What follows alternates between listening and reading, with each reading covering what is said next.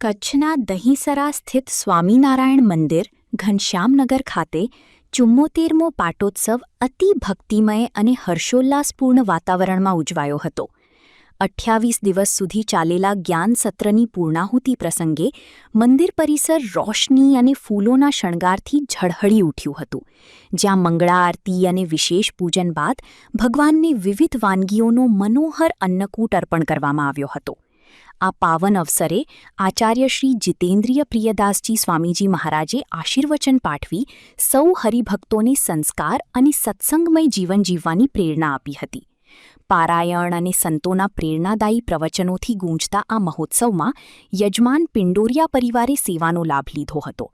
સાથે જ અનેક દાતાઓએ સમાજહિતના કાર્યો માટે ઉદાર હાથે દાનની સરવાણી વહાવી હતી. સમગ્ર ઉત્સવ દરમિયાન ભજન કીર્તન અને હરિનામના નાદ સાથે વાતાવરણ દિવ્ય બની ગયું હતું, જેનો હજારો ભાવિકોએ કથાશ્રવણ અને મહાપ્રસાદ ગ્રહણ કરી ધન્યતા અનુભવી હતી. મણિનગર શ્રી સ્વામિનારાયણ ગાદી સંસ્થાન સાધુ શ્રી વિશ્વમંગલદાસજી સ્વામી, ગુરુ શ્રી મુક્ત જીવનદાસજી સ્વામી, એમને આ કચ્છ દેશને આગળ લાવવા માટે આજથી 80 વર્ષ પહેલાં ઘણા જ પ્રયત્નો કર્યા અને એ ગુરુદેવ જીવનપ્રાણ સ્વામી બાપાએ આ કચ્છ દહીસરાની અંદર જ્યારે સૌથી પ્રથમ મૂર્તિ પ્રતિષ્ઠા કરી, એનો આજે 74મો વાર્ષિક પાટોત્સવ દિન છે અને આ 74મો વાર્ષિક પાટોત્સવ દિવસ એ ષોડશોપચારથી ભગવાનનું પૂજન અર્ચન કરવામાં આવ્યું, વેદના મંત્રોચ્ચારથી ભગવાનનું પૂજન અર્ચન કર્યું અને ભગવાનને નૈવેદ્ય ધરાવ્યું અને નિરાજન પણ કહેતા આરતીઓ કરવામાં આવી. એટલે અને આવતી સાલ આ શ્રી સ્વામિનારાયણ ભગવાનની મૂર્તિ પ્રતિષ્ઠા થઈ એને 75 વર્ષ થાય છે.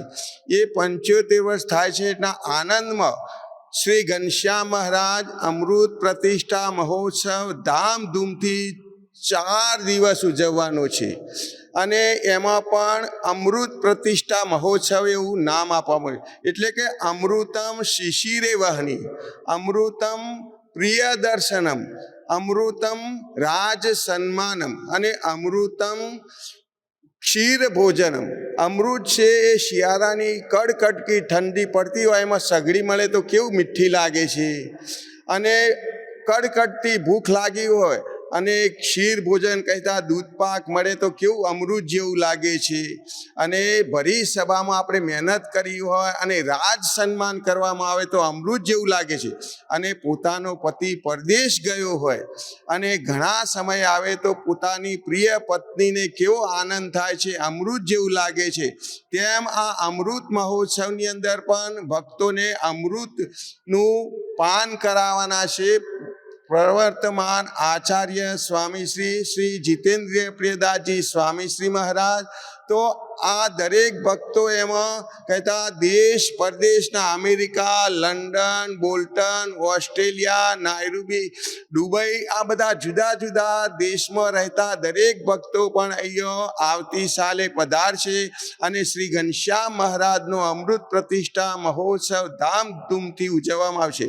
વળી આ મહોત્સવમાં વચનામૃત રહસ્યાર્થ પ્રદીપિકા ટીકા ગ્રંથ, શ્રી સ્વામિનારાયણ ગાદી ગ્રંથ, બાપાશ્રીની વાતો જેવા મહાન ગ્રંથોની પારાયણો કરવામાં આવશે અને મોટા મોટા ભક્તો જે સેવા કરે એમનું સન્માન પણ કરવામાં આવશે અને ગાયોને દાન પણ કરવામાં આવશે. વિદ્યાદાન, જે સ્કૂલોની અંદર નાના નાના બાળકો ભણતા હોય એમને વિદ્યા ભણવા માટે દાન પણ કરવામાં આવશે. કોઈ ગરીબ અવસ્થામાં હોય એને કપડાં પણ આપવામાં આવશે. આવા જુદા જુદા પ્રકારના સમયાની અંદર આયોજન કરવામાં આવ્યા છે. તો આપણે પણ એ સમયાની અંદર ફૂલ નહીં તો ફૂલની પાંખડી કહેતા અમૃતનું પાન આચમન કરી ભગવાન સ્વામી બાપા અને સ્વામીશ્રીને વર્તમાન કાળે પણ રાજી કરતા રહીએ એ ભગવાન બાપા અને સ્વામી બાપાના ચરણોમાં પ્રાર્થના.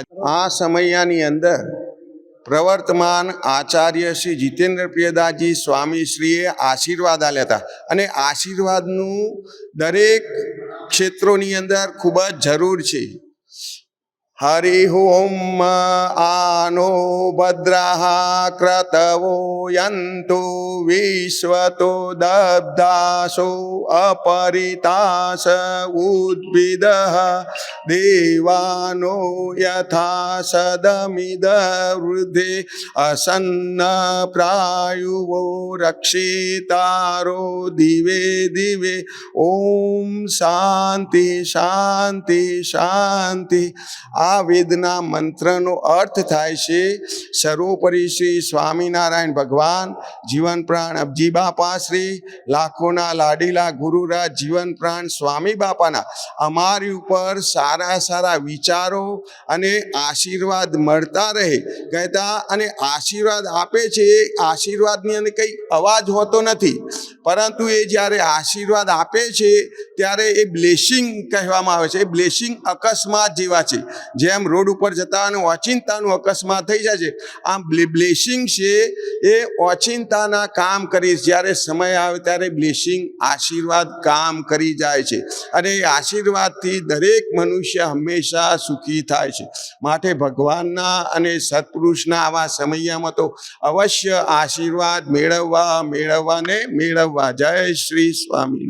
હા, બાપાએ આજે પાઘડી બાંધી હાર પહેરાવી બધાને આશીર્વાદ આપ્યા અને બધાએ લાભ લીધો. આગળની પેઢી પણ એને આજે જે આ બ્રહ્મયજ્ઞમાં જે હતા એ બધાને પણ બાપાએ આજે આશીર્વાદ આપ્યા કે બધાએ પણ આ સત્સંગમાં જોડાય અને આ અવનવો લાભ લેતા રહે ભવિષ્યમાં. હા, મારું નામ છે નરેન્દ્રભાઈ ધનજીભાઈ પિંડોરિયા, ઘનશ્યામનગર.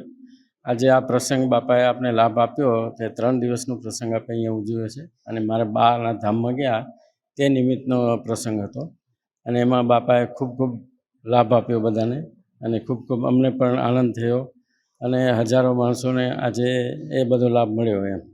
જય સ્વામિનારાયણ.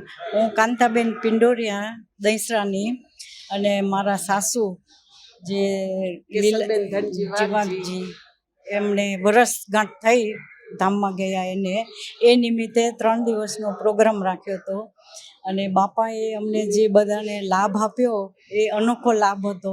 અને એટલી ને એટલી પ્રાર્થના કરીએ કે નાના મોટા છોકરાઓ અમારા પોતા પોતરી બધાને આવા બળિયા બનાવે અને ભગવાનને સત્સંગની સેવા કરે ને ભગવાનને રાજી કરે, તન મન ધનથી કરે, એટલી અમારી પ્રાર્થના છે. અને બાપાએ અતિશય ખૂબ લાભ આપ્યો અમને, જેમ અમને હતું નહીં કે આટલો લાભ મળશે, એનાથી વિશેષ અમને લાભ આપ્યો પોતાના જાણીને. તો પછી હું પ્રાર્થના કરું, મારા છોકરાઓ બધા, અમારી ધનજી વાઘજીની ફેમિલી બધા જ નાના મોટા છોકરાઓ બધા ભગવાનને આમને આમ રાજી કરતા આવે. અને હું થેન્ક યુ કરું મારા દેવરને. હું ડેકોરેટર છું, તો મેં ભગવાનના હાર વાઘા, મારી બેટી આ અમે હાર જે બનાવ્યા છે એ અમે નાયરોબીથી બનાવીને લાવ્યા છીએ, વાઘા બનાવ્યા. આ પ્રસંગ ઊભો થયો એટલે આપણે આ ચાન્સ મળ્યો. હું બધાને આભારી કે મને આ ચાન્સ આપ્યો. ચાન્સ મળ્યો ને બાપાને રાજી કરી શક્યા અમે બધા.